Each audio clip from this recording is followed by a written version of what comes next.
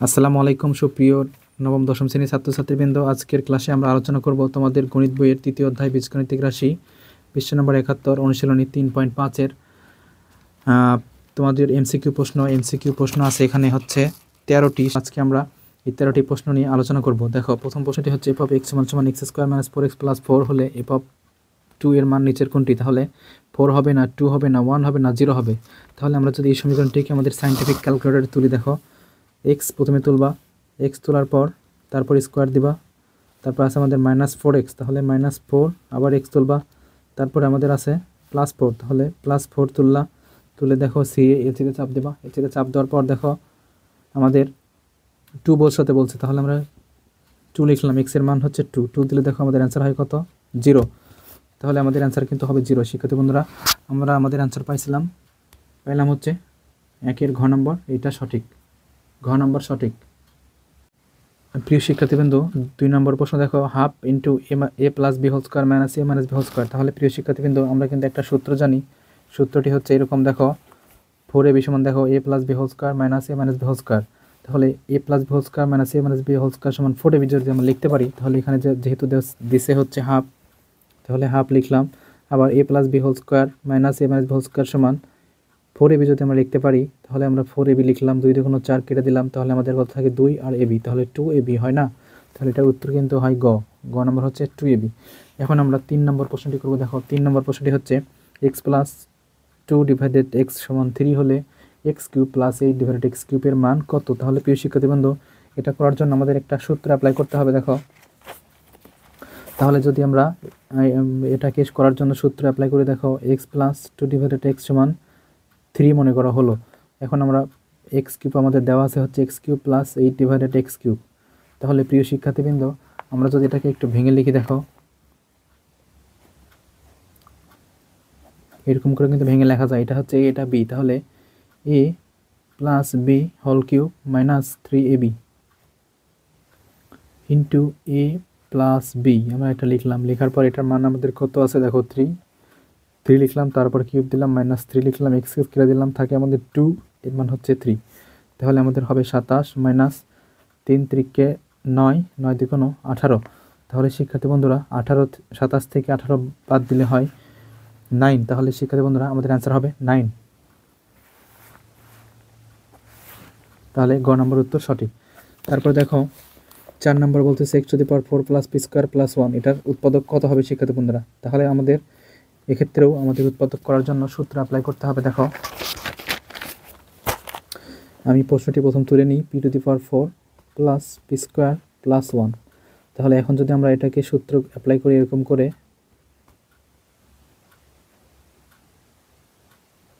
দেখো আমি কিন্তু সূত্র মেলানোর জন্য 2p স্কোয়ার লিখছি, আর এখানে আছে পি স্কোয়ার। তাহলে আমরা যদি একটা পি স্কোয়ার বাদ দিয়ে দিই, তাহলে আমাদের অ্যান্সার হয়ে যায়।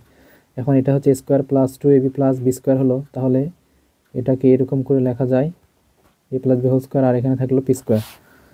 তাহলে শিক্ষার্থী বন্ধুরা, এখন এটা হচ্ছে এ স্কোয়ার বি স্কোয়ার সূত্র। তাহলে এ, দেখো এ প্লাস বি, এই যে প্লাস বি লিখলাম, আবার এ, এই যে এ লিখলাম মাইনাস বি লিখলাম, অর্থাৎ এটাকে যদি সাজায় লিখি তাহলে এরকম হয় না?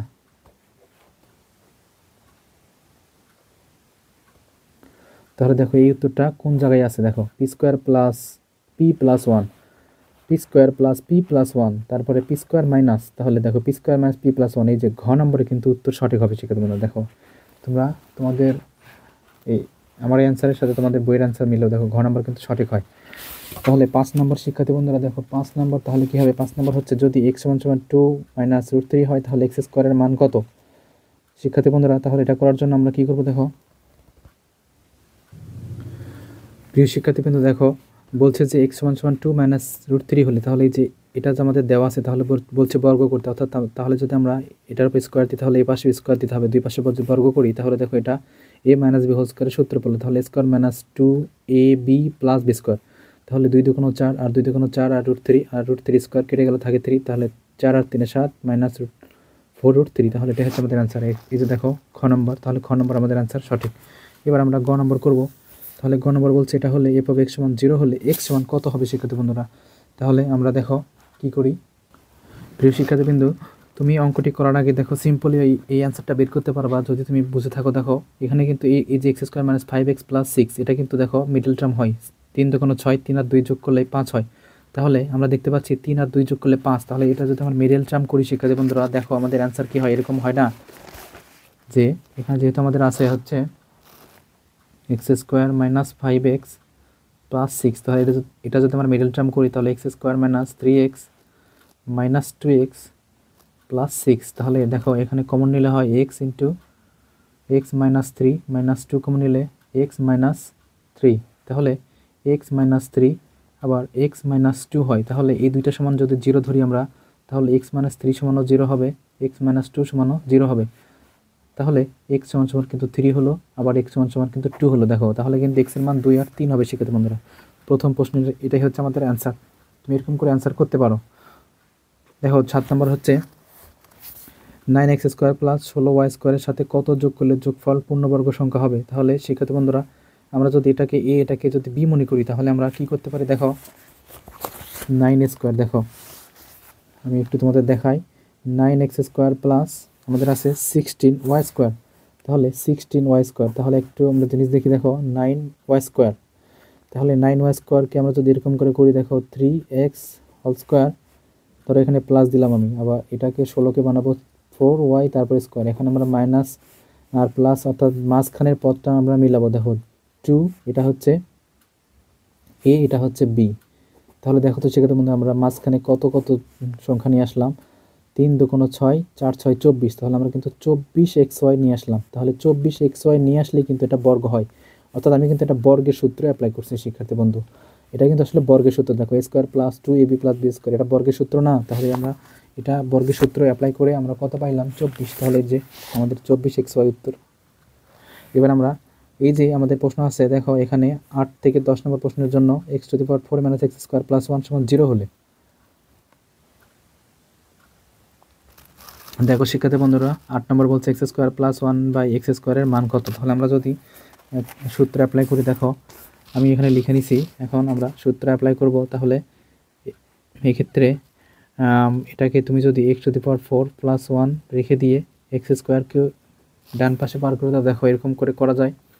এরপর যদি আমরা উভয় পক্ষকে এক্স স্কোয়ার দ্বারা ভাগ দিয়ে দিই, দেখো এক্স স্কোয়ার দ্বারা ভাগ দিয়ে দিলাম, তাহলে এক্স স্কোয়ার আবার এক্স স্কোয়ার, এটা কেটে গেল, থাকে হচ্ছে এপাশে 1 আর এপাশে হচ্ছে x⁴ x square plus 1 divided x square.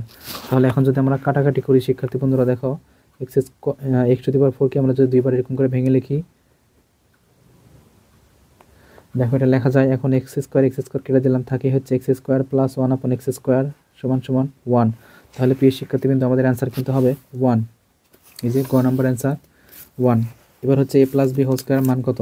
তাহলে প্রিয় শিক্ষার্থীবৃন্দ এখান থেকে কিন্তু আমরা a plus B whole square মান বের করতে পারি। তাহলে আমরা যদি লিখি x square plus 1/x square, যেহেতু আমাদের প্লাসের মান বের করতে বলছে, তাহলে আমরা এটা সূত্র লিখতে পারি যে a plus B whole square minus 2ab, এটা কেটে দিলাম, তাহলে এর মান যেহেতু আমরা বের করব আর এটার মান আমরা পাইছিলাম 1, তাহলে আমরা এই পাশে 1 ধরি। এখন আমরা এটার মান যেহেতু আমরা বের করব, সো এটা এরকম করে রেখে দিয়ে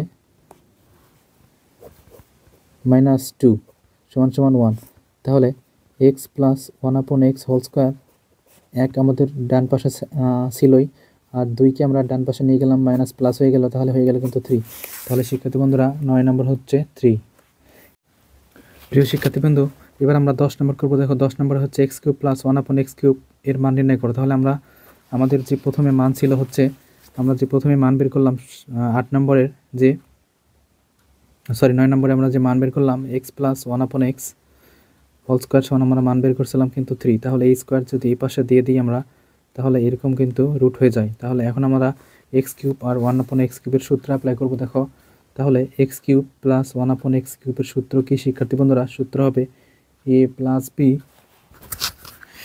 plus B whole cube minus 3ab, অর্থাৎ ab কেটে যাবে, তাহলে থাকবে কিন্তু এটাই, সংক্ষেপে লিখতেছি। তাহলে এর মান হচ্ছে √3, তারপরে হচ্ছে কিউব মাইনাস 3 আবার √3। তাহলে এই যে কার উপরে যদি কিউব থাকে তাহলে এরকম করা যায়, অর্থাৎ দুইটা মিলে হচ্ছে স্কোয়ার আর বর্গ স্কোয়ার আর রুট কেটে গেল, তাহলে থাকে হচ্ছে 3, আর এখানে √3 থেকে যায়, তাহলে এটা কেটে যায়, তাহলে হয় 0।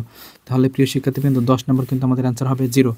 এবার আমরা করবো হচ্ছে 11 নম্বর। দেখো 11 নম্বর প্রশ্ন কিন্তু একটা বহুপদী প্রশ্ন। দেখো a² + b² = 9 এবং ab = 3 হলে প্রথমটা, দ্বিতীয়টা, তৃতীয়টা এরকম করে প্রশ্ন আছে। তাহলে আমরা যদি প্রথমে দেওয়া আছে আমাদের যেটা a² + b² = 9 লিখি। এখন আমরা কি করব, দেখো এটা সূত্র বানাবো যে a + b² - 2ab, এটা একবার লেখা যায়। আবার দেখো এখানে যদি আমরা